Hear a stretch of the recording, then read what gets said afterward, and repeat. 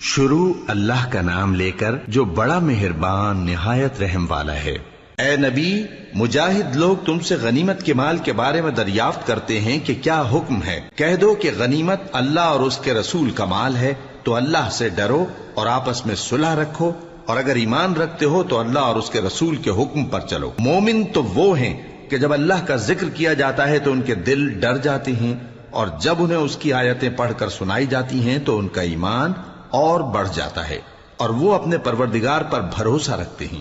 اور وہ جو نماز قائم کرتے ہیں اور جو مال ہم نے ان کو دیا ہے اس میں سے نیک کاموں میں خرچ کرتے ہیں، یہی سچے مومن ہیں، اور ان کے لیے ان کے پروردگار کے ہاں بڑے بڑے درجے ہیں اور بخشش اور عزت کی روزی ہے۔ ان لوگوں کو اپنے گھروں سے اسی طرح نکلنا چاہیے تھا جس طرح تمہارے پروردگار نے تم کو تدبیر کے ساتھ اپنے گھر سے نکالا، اور اس وقت مومنوں کی ایک جماعت ناخوش تھی